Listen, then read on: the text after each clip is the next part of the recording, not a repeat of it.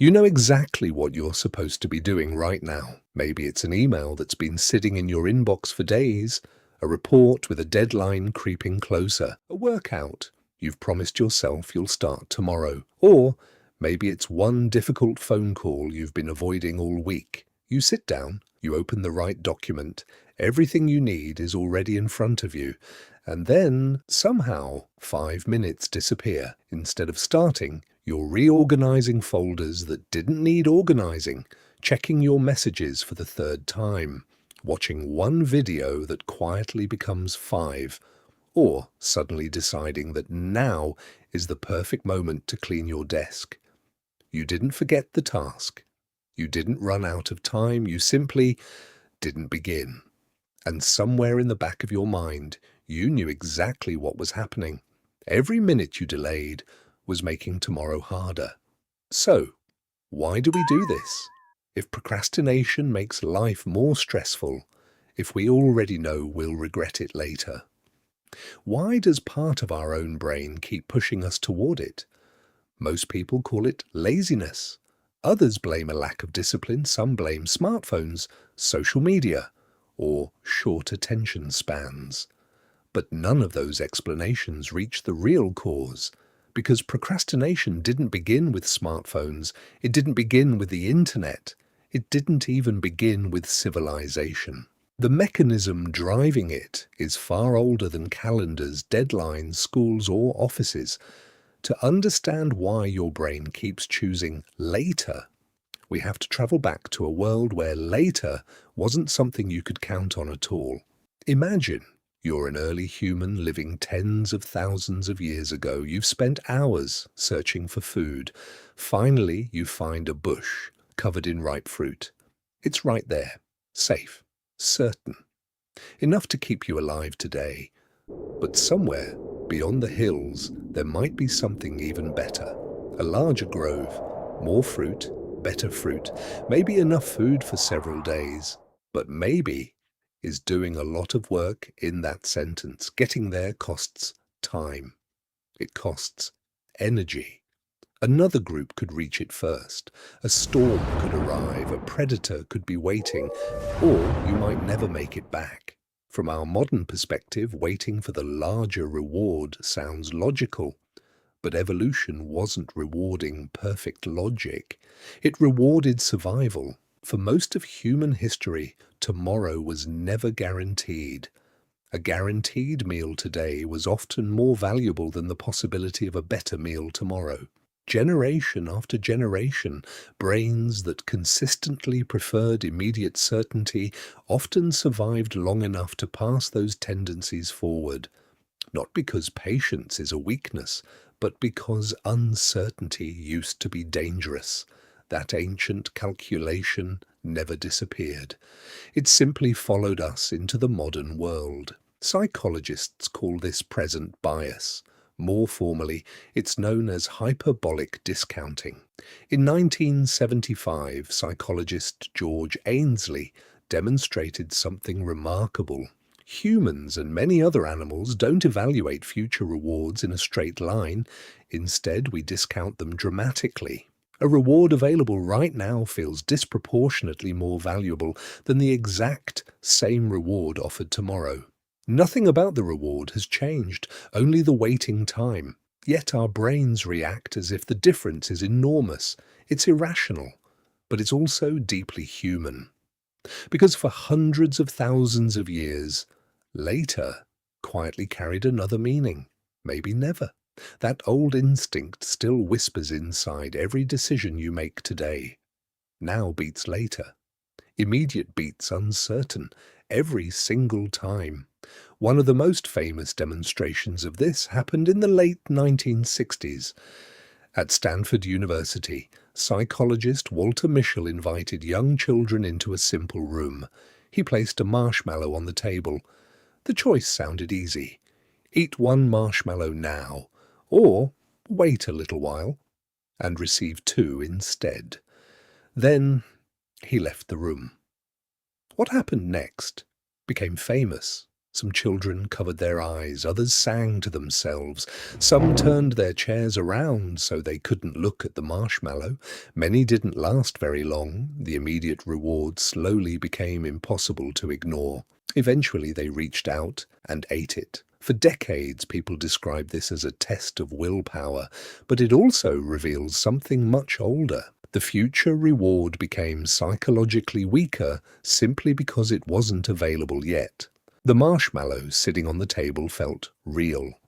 The second marshmallow existed only as an idea, and ideas rarely compete well against something you can have right now. Now bring that same instinct into your own life. The report you've been avoiding, the assignment waiting on your laptop, the business you've wanted to start, the workout you promised yourself, the difficult conversation you've postponed. Every one of those tasks pays in a currency your ancient brain struggles to feel. A promotion next year, a healthier body months from now, more money in the future, less stress later. They're all delayed. They're all uncertain. Meanwhile, your phone offers certainty. One notification, one funny video, one quick scroll, one tiny hit of entertainment. Immediate, predictable, guaranteed. Your brain isn't confused about which choice is better for your future. It's simply running a survival calculation that worked for almost all of human history. Choose the certain reward. Ignore the uncertain one. The only thing that's changed is what counts as the reward. Thousands of years ago, it was a piece of fruit. Today, it's a notification. And that tiny change is enough to hijack millions of years of evolution. That notification isn't competing with your report by accident. It's winning a battle that takes place inside your head every time you sit down to work. A battle between two systems that evolved millions of years apart. One wants comfort, the other wants progress, and they were never designed to agree. Deep inside your brain sits a collection of structures often called the limbic system. It's ancient, fast, emotional. Long before humans built cities or wrote books, this system was already helping our ancestors survive. Its job isn't to help you finish a report. Its job is much simpler. Avoid danger, seek reward, conserve energy, and above all else, feel better now. The limbic system doesn't think in deadlines. It doesn't care about next week. It barely cares about tomorrow. Its entire language is the present moment. Then there's another part of your brain.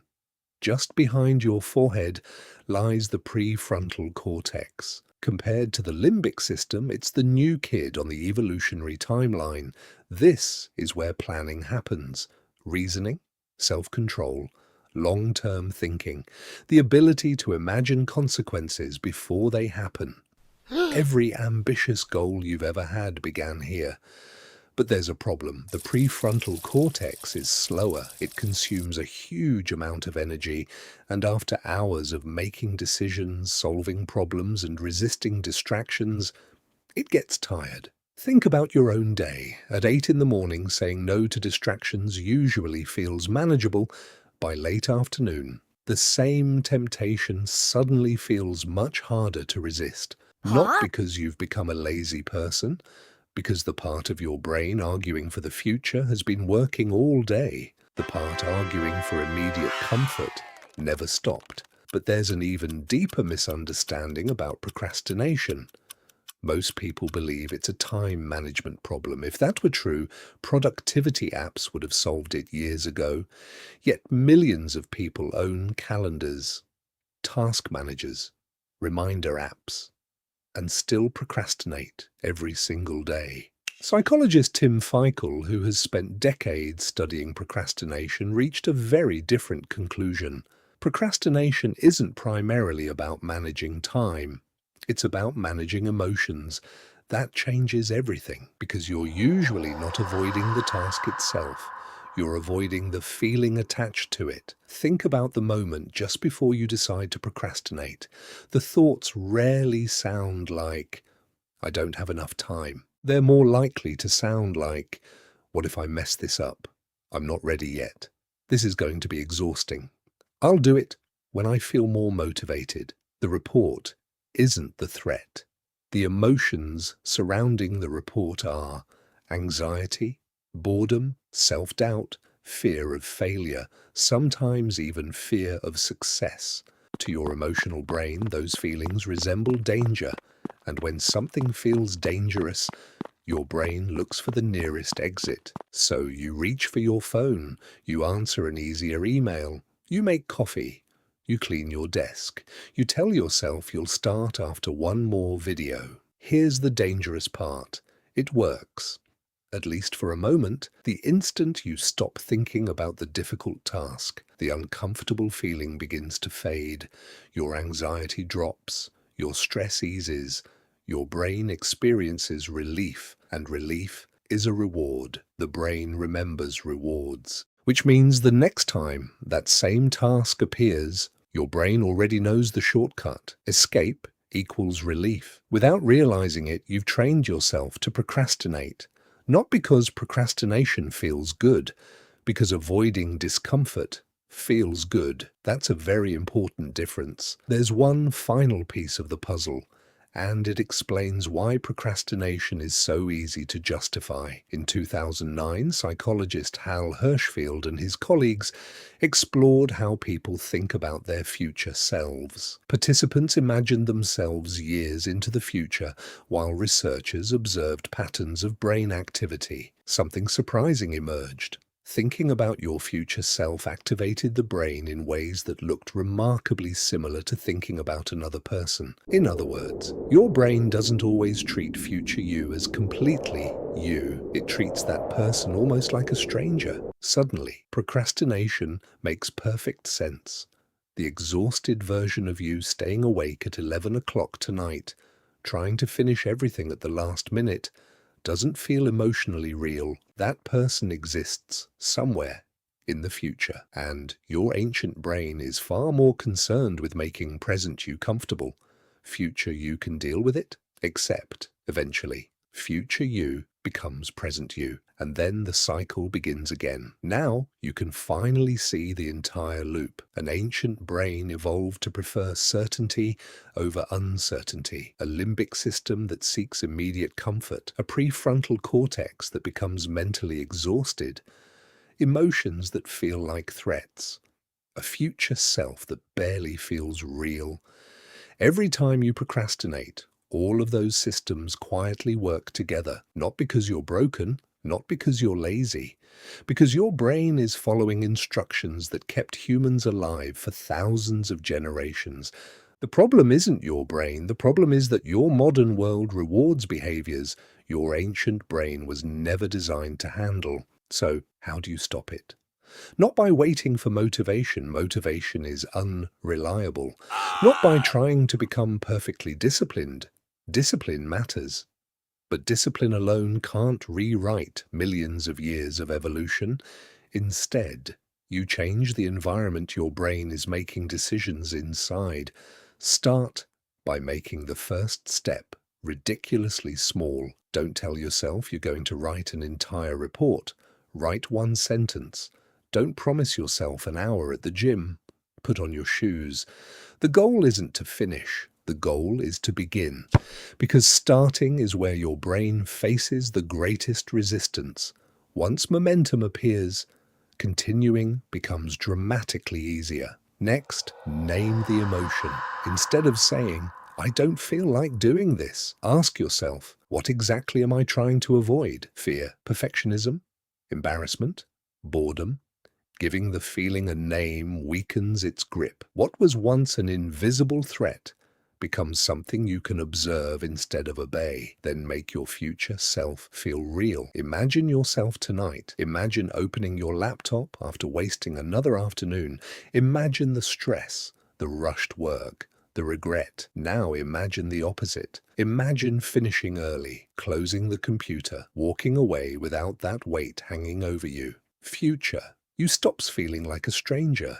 It becomes someone worth helping. None of these techniques remove procrastination forever. Your ancient brain isn't going anywhere. It will still offer comfort over challenge. It will still whisper, "You can do it later." The difference is, now you'll recognize the voice. And once you recognize it, you don't have to obey it. The next time you catch yourself reorganizing folders that never needed reorganizing, or checking your phone for no reason, remember what you're really seeing. Not laziness, not weakness, just a brain that evolved for a world where immediate rewards meant survival. Thousands of years ago, it mistook a piece of fruit for the safest choice. Today, it mistakes a notification for one. Understanding that won't make the temptation disappear, but it gives you something far more powerful, a choice. Because the moment you understand why your brain procrastinates is the moment you stop letting it make every decision for you. Your brain was built to survive the past. Your job is to teach it how to succeed in the future. The first step starts now.